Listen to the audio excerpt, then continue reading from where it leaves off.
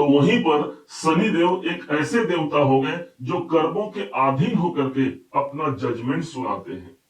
आज double transit को आज हम जानने वाले हैं कि कौन से ऐसे परिणाम हैं जो अब सबको चौंका सकता है। क्या ऐसे ऐलान शनि और गुरु करने जा रहे हैं, इसका आज हम निर्धारण करने जा रहे हैं इस वीडियो के माध्यम से। इसका हिसाब आपको स्वयं रखना है, क्योंकि कैलकुलेशन यहाँ हम करेंगे, स्वयं आपको उत्तर मिल जाएगा, जहां पर दो ग्रहों की एनर्जी एक संग मिल जाएगी। इस लाल रंग के पेन से हम देव गुरु बृहस्पति को प्रदर्शित करेंगे, तो वहीं पर शनि देव को हम नीले रंग से प्रदर्शित करेंगे। जहां पर ये दोनों रंग आपको एक संग दिख जाए तो समझ जाइएगा वो स्थान सबसे ज्यादा एक्टिवेट हो चुका है, अर्थात उस घर के इवेंट हमको पूर्ण मजबूती से प्राप्त होने जा रहे हैं। सबसे पहले समझते हैं देवगुरु बृहस्पति कहाँ है। देवगुरु बृहस्पति हैं आपके मिथुन राशि के अपने लग्न पर, अपने राशि पर ही समाहित है। तो वहीं पर शनि देव ठीक 10वें भाव पर आपके कैरियर के घर पर अपना प्रभाव डाले हुए हैं। देवगुरु बृहस्पति को हम समझते हैं कि ये स्वयं प्रथम भाव पर है, अर्थात यहाँ पर हमने लाल घेरा लगाया। इनके पास जो दृष्टि है, जो इनकी पांचवी दृष्टि है, वो आ रही है पंचम भाव पर, नवम भाव पर, सप्तम भाव पर और साथ में ये नवम भाव हो गया। ये 4 जगहों पर गुरु का प्रभाव आ रहा है। आज हमारा टॉपिक ये नहीं कि देवगुरु बृहस्पति क्या रिजल्ट देंगे, बल्कि आज तो हमारा टॉपिक है कि शनि और गुरु दोनों मिलकर के क्या प्रभाव देने जा रहे हैं अगले 18 अक्टूबर तक, जो ज्यादा प्रभावी रहेगा हमारे लिए। अब हम शनि को उठा लेते हैं, शनि देव के पास चलते हैं। शनि देव स्वयं 10वें भाव पर विद्यमान है, कैरियर के घर पर। अभी चूंकि शनि देव के पास जो वक्री अवस्था पर शनि देव चल रहे हैं, इसलिए एक घर पीछे का परिणाम दे रहे हैं और ठीक यहाँ पर आ गए, नवम भाव पर भी इनका प्रभाव देखने को मिल गया। चूंकि इनके पास दृष्टि है तो ये अपनी तीसरी दृष्टि से 12वें घर को अपनी दृष्टि दे रहे हैं, चतुर्थ भाव को अपनी दृष्टि दे रहे हैं। तो वहीं पर इनकी 10वीं दृष्टि जो आ रही है वो ठीक 7वें भाव पर आ रही है। अब स्वयं जानिए कि कौन सा ऐसा घर है जहां पर इन दोनों रंगों का आपको प्रभाव देखने को मिल रहा है। अब वो घर आप स्पष्ट रूप से देख पाते हैं, एक तो 7वें भाव और दूसरा जो स्थान होगा वो होगा 9वें भाव। अब प्रेडिक्शन पर चलते हैं कि क्या वास्तव में प्रेडिक्शन निकल करके सामने आता है। एक तरफ तो 7वें घर का प्रभाव में आना, अर्थात भाग्य भी वहां पर हमको साथ दे रहा है, तो दूसरे तरफ कर्म के स्वामी शनि देव का भी हमको वहां पर साथ मिल चुका है। अब 7वें भाव जब प्रभावी होगा तो जो लोग लंबे समय से विवाह के संबंधों की तलाश कर रहे हैं उनके लिए एक अच्छा अवसर आ गया। जब 7वें भाव हमारा प्रभावी हो रहा है, अर्थात यदि आप शादीशुदा हैं तो आपके जीवन साथी या जीवन संगिनी के जीवन में यदि कोई प्रॉब्लम है तो वो भी तो यहाँ पर सॉल्व होगा। डबल ट्रांजिट के अनुसार 7वें भाव का प्रभावी होना न सिर्फ आपके स्वयं के लिए बल्कि आपके जीवन साथी या जीवन संगिनी के लिए भी एक सुखद वातावरण को यहाँ पर कायम करेगा। 7वें भाव बिजनेस का है, तो इसलिए जो भी व्यापारी वर्ग है, जो व्यापार करते हैं, उनके व्यापार में भी एक अच्छी प्रगति का सोर्स यहाँ पर देखने को मिल सकता है।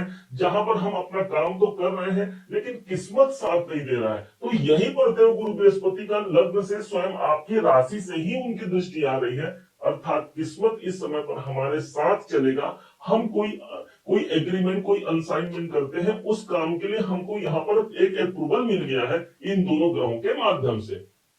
इस समय पर यदि आप पार्टनरशिप से जुड़ा हुआ कोई बिजनेस कर रहे हैं तो उस बिजनेस को आप आगे बढ़ा सकते हैं, पार्टनर आपके अनुकूल रहेगा, आप दोनों मिल करके एक नए कार्य की संरचना की शुरुआत किया जा सकता है। कुल मिलाकर के 7वें भाव का प्रभावी होना, अर्थात आप सामने वाले से एक अच्छा डील कर सकते हैं, एक अच्छी प्राप्तियों के लिए आप उन पर काम कर सकते हैं जब 7वां भाव गुरु और शनि के द्वारा प्रभावी हो गया। अब समझिएगा 10वें घर को। जब 10वां घर पे शनि देव है और वहीं से वो वक्री होकर के 9वें भाव का प्रतिफल दे रहे हैं, इसलिए आज जागृति में कोई और नहीं बल्कि सिर्फ और सिर्फ मेरा भाग्य सबसे ज्यादा प्रबल हो गया। इस समय पर भाग्य उन्नति का हमको सहायता प्राप्त होगा, अर्थात हमने कोई कार्य किया, उस काम पर हमने अपनी मेहनत डाली, अब ईश्वर की कृपा भी हमको वहां पर बरस रही है, अर्थात प्राप्त हो रहा है। इसीलिए 9वें भाव को ईश्वर का स्थान माना जाता है, धर्म का स्थान माना जाता है। इस समय पर आप धार्मिक हो रहे हैं, आस्थावान हो रहे हैं, कोई लंबी दूरी की यात्राएं आपको करनी है वो इस समय पर प्रभावी होने वाला है। कोई लंबी दूरी की यात्राएं कर सकते हैं। विदेश जाने का कोई योग बन रहा है तो हाँ, इस टाइम पर विदेश संबंधी कार्य या विदेश पर जाने का योग हमारे लिए सबसे ज्यादा प्रभावी रहेगा। नवम भाव इस समय पर जागृत हो रहा है।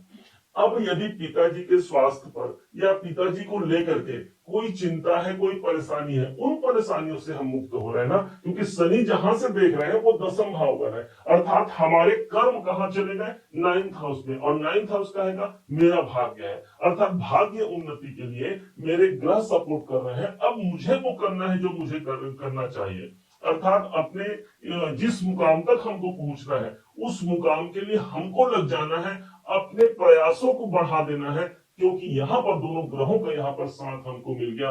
ध्यान रखिएगा, शनिदेव इस समय पर एक ऐसे ऑडिट में लगे हुए हैं, क्योंकि वक्री चल रहे हैं ना, तो वक्री होकर के ये ऑडिट कर रहे हैं कि कहाँ हमारा कर्म क्या है, और यदि उस हिसाब से हमने कोई शुभ कर्म किया है या अपने कर्मों को जिया है तो निश्चय जानिए भाग्य उन्नति जरूर हमारी हो रही है और एक बड़े मिसालता को हम कायम जरूर कर पा रहे हैं।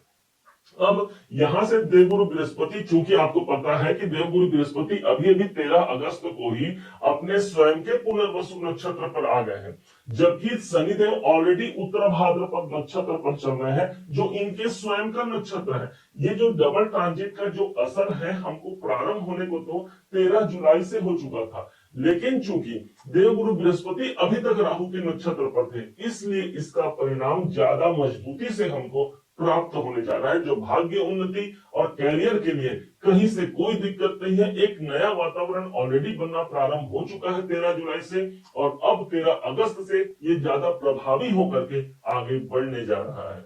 उम्मीद है आप सबने इसे समझा, आप सबने इसे जाना।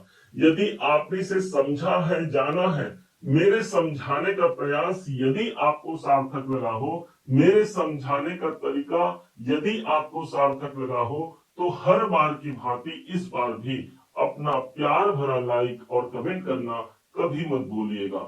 और हाँ, यदि अभी तक आपने चैनल को सब्सक्राइब नहीं किया है, सब्सक्राइब जरूर कीजिएगा। पुनः एक बार फिर आप सभी का दिवस बहुत मंगलमय हो, इन्हीं शुभकामनाओं के साथ। जय श्री राम।